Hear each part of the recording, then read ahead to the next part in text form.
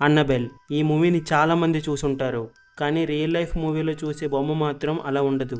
అది ఎలా ఉంటుందంటే ఎలా ఉంటుంది. ఇదే ద రియల్ అన్నబెల్. ఎంటర్టైన్మెంట్ పెంచడం కోసం ఆ డైరెక్టర్ ఎలా రీడిజైన్ చేయించారు. ఇప్పుడు స్టోరీలోకి వెళ్ళిపోయే ముందు మన ఛానల్కి ఎవరైనా కొత్తగా చూస్తూ ఉంటే వెంటనే మన ఛానల్ని సబ్స్క్రైబ్ చేసుకొని పక్కనే ఉన్న బెల్ ఐకాన్ని క్లిక్ చేయండి. మీలో చాలామందికి మనం చనిపోయాక మన ఆత్మ ఏం చేస్తుంది అనే డౌట్ ఉంటే ఆల్రెడీ ఒక వీడియో రికార్డ్ చేశాను. ఎవరైనా చూడాలనుకుంటే డిస్క్రిప్షన్లో లింక్ ఇస్తాను. ఈ వీడియో అయ్యాక చూసి చిల్ అవ్వండి. కమింగ్ టు స్టోరీలోకి వచ్చేస్తే ఇప్పుడు నేను చెప్పబోయే స్టోరీ చివరి వరకు చూడండి. అప్పుడే అన్నబెల్ స్టోరీ క్లియర్గా అర్థమవుతుంది. 1970లో ఈ కథ మొదలవుతుంది.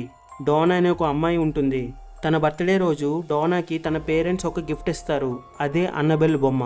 స్పెసిఫిక్గా అదే ఎందుకు ఇచ్చారు అంటే డోనాకి చిన్నప్పటి నుంచి డాల్స్ అంటే చాలా ఇష్టం. ఎప్పుడూ బొమ్మలతోనే ఆడుకుంటూ ఉంటుంది. డోనా కాలేజ్లో చదువుతున్న టైంలో తన ఫ్రెండ్తో కలిసి ఒక అపార్ట్మెంట్లో ఉండేవారు. ఒకరోజు తన పేరెంట్స్ ఇచ్చిన బొమ్మని బెడ్ పైన పెట్టి వాళ్ళు కాలేజ్కి వెళ్తారు. తరువాత వచ్చి అబ్జర్వ్ చేసింది ఏంటంటే ఈ బొమ్మ తన ప్లేస్లో కాకుండా వేరే ప్లేస్లో కనిపిస్తుంది. వాళ్ళు బయటికి వెళ్ళి తిరిగి వచ్చే టైంకి ఆ డాల్ యొక్క పొజిషన్ కూడా మారిపోతూ ఉంటుంది. కొన్ని రోజుల తర్వాత ఒకే రూమ్లో కాకుండా వేరే వేరే రూమ్లో కూడా వెళ్ళడం జరుగుతుంది. మెల్లమెల్లగా ఇలాంటి సంఘటనలు చాలా ఎక్కువ అవుతాయి. అలాగే చాలా భయంకరంగా మారడం జరుగుతుంది. కొన్ని రోజుల తర్వాత డోనా తన ఫ్రెండ్ కలిసి తన రూమ్కి వచ్చారు.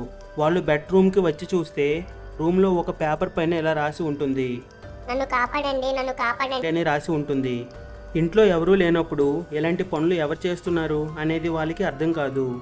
డోనా బాగా థింక్ చేయడం మొదలు పెడుతుంది.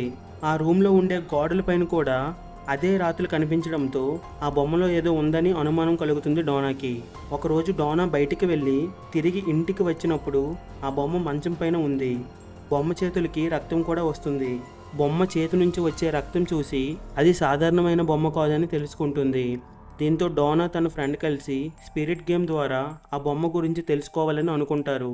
అప్పుడే వాళ్ళకి తెలిసింది ఏంటంటే వాళ్ళు ఇన్ని రోజులు ప్రేమగా చూసుకుంది అది బొమ్మ కాదు, అది ఒక అన్నబెల్ అని తెలుస్తుంది. దీంతో పెద్దగా ఇద్దరూ షాక్ అవుతారు. అసలు అన్నబెల్ ఎవరు అనే డౌట్ మీకు వచ్చింది కదా. సేమ్ ఇదే క్వశ్చన్ డోనా మైండ్లో కూడా నాటుకుపోయింది. అలాగే ఆ చుట్టుపక్కల ఉండేవారిని కూడా అన్నబెల్ అనే వాళ్ళు ఎవరైనా ఉండేవారా అని అందరినీ అడిగారు. ఈ క్రమంలో డోనాకి చాలా షాకింగ్ విషయాలు తెలిసాయి. డోనా ఉంటున్న అపార్ట్మెంట్ కట్టక ముందు అక్కడ పొలాలు అనేవి ఉండేవి. ఓ రోజు అన్నబెల్ అనే అమ్మాయి అటువైపు వెళ్ళి చనిపోయిందని, తను చనిపోయినప్పుడు తన వయసు 7 సంవత్సరాలే అని చెప్పారు. అలాగే ఆ పాప ఎలా చనిపోయిందని ఇప్పటికీ ఎవరికీ తెలియదని చెప్పారు. దాంతో డోనా తన ఫ్రెండ్ కలిసి స్పిరిట్ గేమ్ ఆడి అన్నబెల్ గురించి మరింత ఇన్ఫర్మేషన్ తెలుసుకున్నారు. ఆ పాప వాళ్ళని ఇష్టపడుతుందని, వాళ్ళతో ఉండాలని అనుకుంటుందని తెలుసుకున్నారు. అలాగే నేను మీతోనే ఉంటే సంతోషంగా ఉంటానని కూడా చెప్పింది. ఆ బొమ్మలో అన్నబెల్ ఉండేందుకు అంగీకరించారు. అయితే ఇక్కడి నుంచి అసలు కథ మొదలైంది. అయితే ఇంతకు ముందు డోనా ఫ్రెండ్ అయిన వాళ్ళ బాయ్ ఫ్రెండ్ ఏమన్నాడంటే ఆ బొమ్మ మంచిది కాదు, దానిని ఎక్కడైనా పడేయండి లేదా మీకు చాలా నష్టం జరుగుతుంది అని చాలాసార్లు హెచ్చరించాడు. ఇది అంతా గుర్తు తెచ్చుకుని అన్నబెల్ తన పైన కక్ష సాధించింది. అన్నబెల్ తనకి తరచుగా తన కలలో కనిపించేది. అది తన పక్కనే పడుకొని తన గొంతు నొక్కేస్తుందని తనకి భయంకరంగా కలలు రావడం మొదలుపెట్టాయి. వెంటనే నిద్రలేచి ఈ విషయం వాళ్ళకి చెప్పడానికి వెళ్తే అక్కడ డోనా ఉండదు. పని మీద బయటికి వెళ్తుంది. అక్కడ కేవలం డోనా అని మాత్రమే ఉంటుంది. తనకి కలలో కనిపించిందంతా చెప్తాడు. ఈ విషయాలు మొత్తం అన్నబెల్ వింటుంది. విన్న వెంటనే వీళ్ళ రూమ్ డోర్స్ ఒక్కసారిగా క్లోజ్ అయిపోతాయి. తనకి ఎవరో భయపడుతున్నట్లుగా అనిపిస్తుంది. ఒక్కసారిగా తన గుండె పైన చాలా నొప్పిగా అనిపిస్తుంది. అది ఏంటని షర్ట్ విప్పి చూస్తే ఎవరో గోళ్లతో చీల్చారు అని అర్థమవుతుంది. అప్పుడు డోనా ఫ్రెండ్కి కూడా చెప్పిందంతా నిజమే అని అర్థమవుతుంది. ఇద్దరూ బయటికి వెళ్ళి డోనాని కలుస్తారు.